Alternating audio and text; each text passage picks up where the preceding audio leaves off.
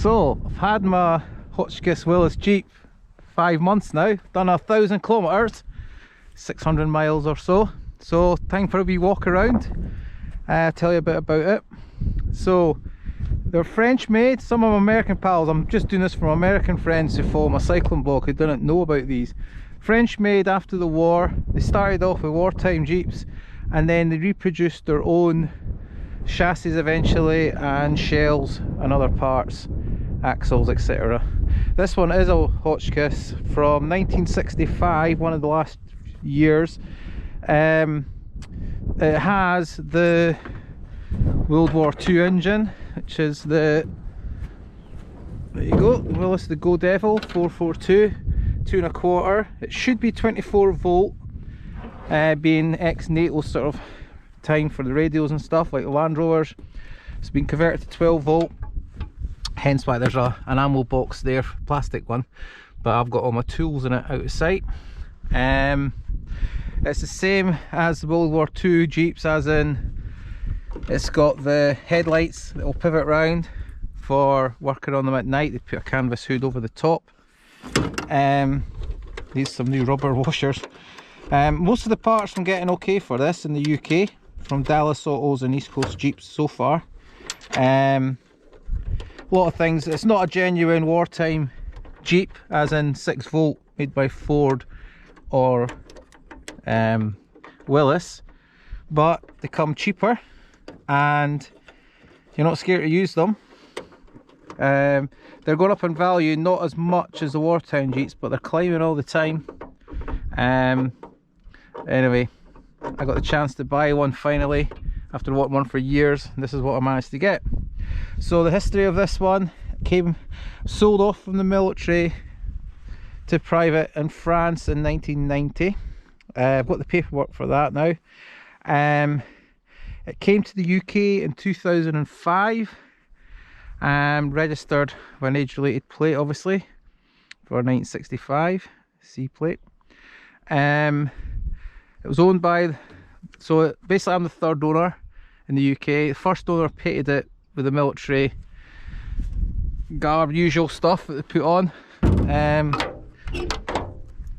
and it then ended up sitting for 6 or 7 years, and I've got some photos of it as it was sitting from another person on the Hotchkiss Facebook page who went to view this.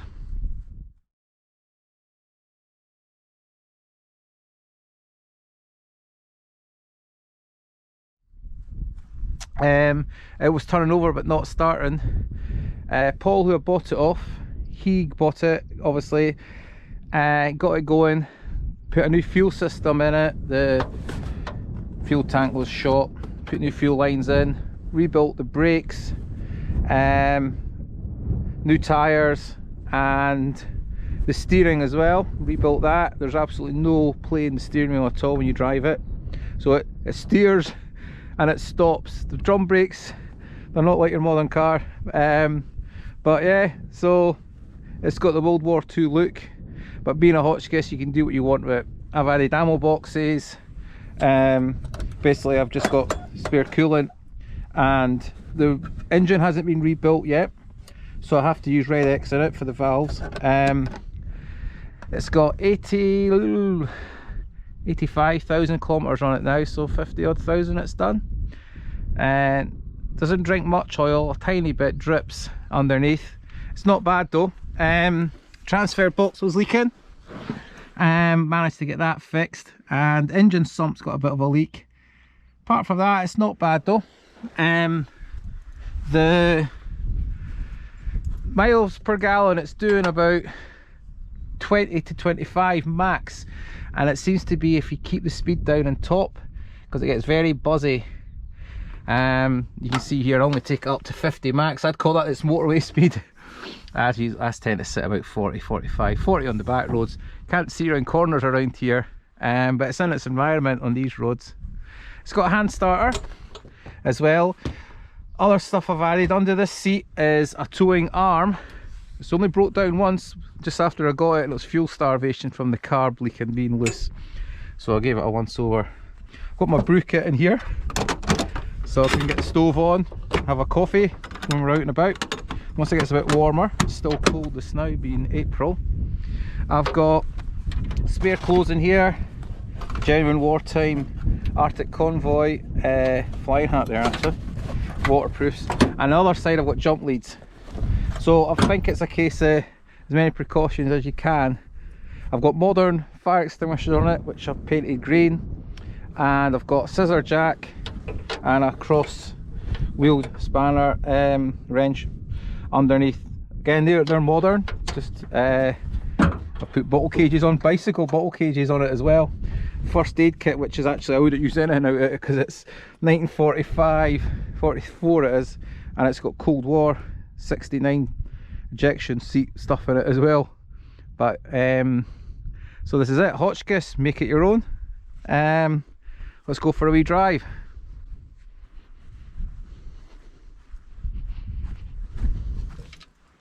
Keeping the screen up this now because it's still a bit cold, but I prefer driving it with the screen down, I have to say. In fact, hell yeah, let's do it. Quite simple to do. Let's get these catches off, and then undo the two catches on the top.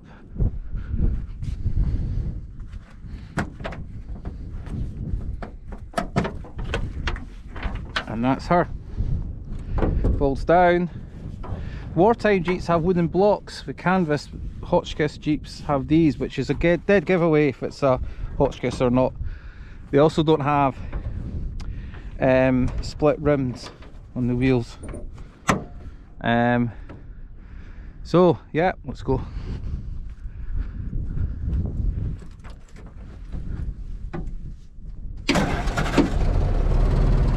See, she runs quite quiet.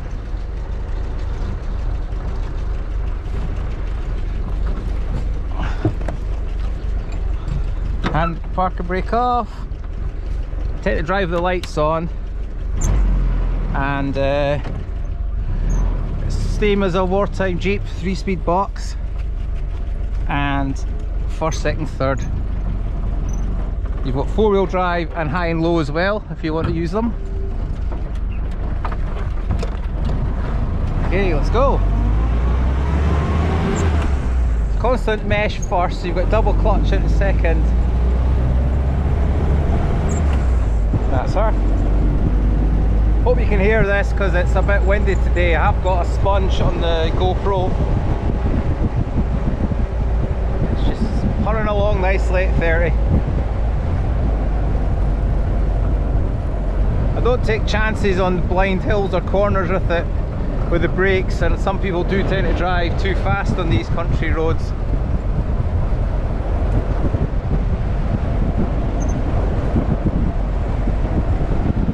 But it's a joy to drive.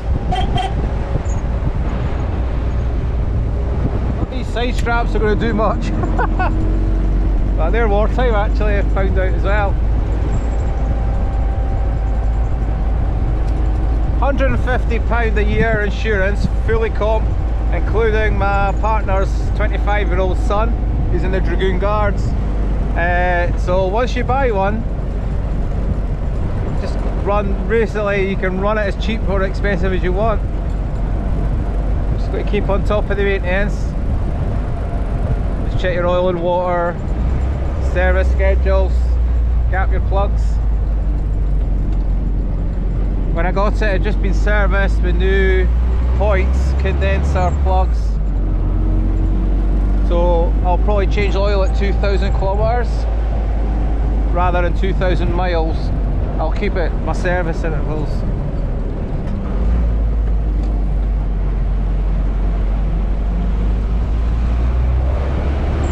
Everyone loves a Jeep.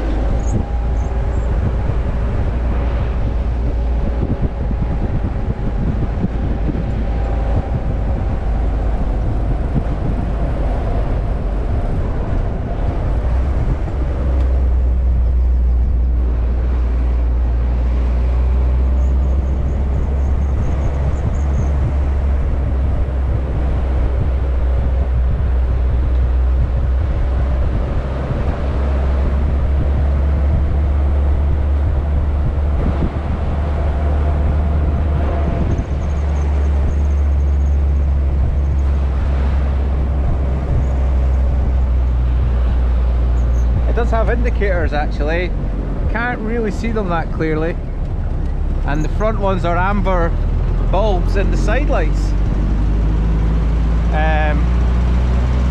So you actually got to have the side lights on to operate the windscreen wipers as well. Don't know how. Wiring's a bit of a kind of crow's nest, but it's all working, so I'm not touching it.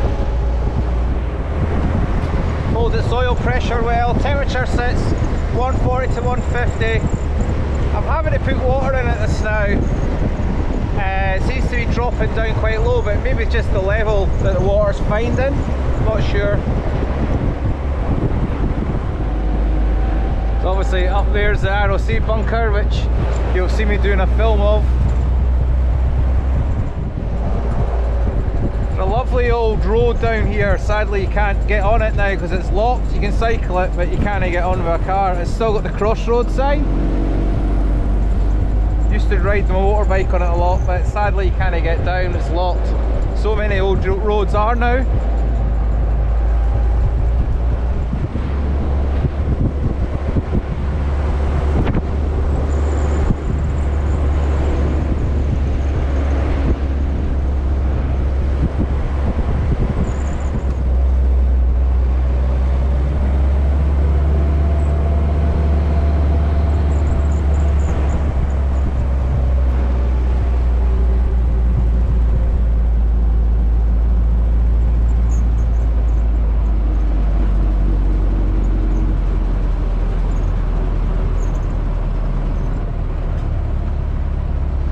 Danskin World War II flame fugas that I did a video on earlier a couple of weeks ago. I'm going to stop at the car-free one. So I'm looking forward to warmer days going up the hills, but not in this cold weather now. So see the old metal road signs, these loading's full of them. Fantastic.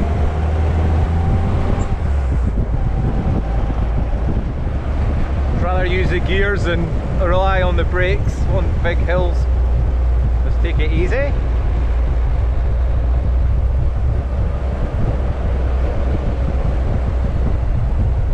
then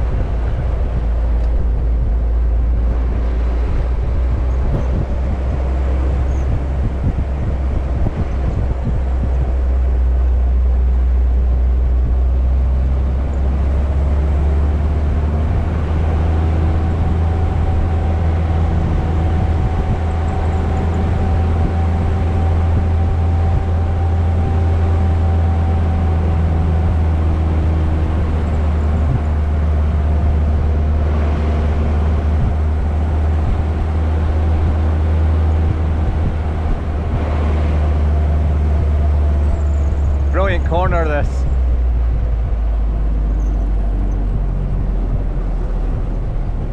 Just gonna let her roll back down into there.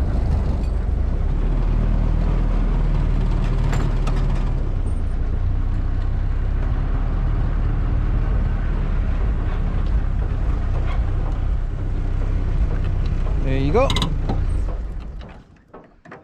I've got some World War II stuff I want to check out here, following some comments for some people, so you'll see more on the blog about this, so enjoy that. Thanks for watching, and there'll be more jeeping soon.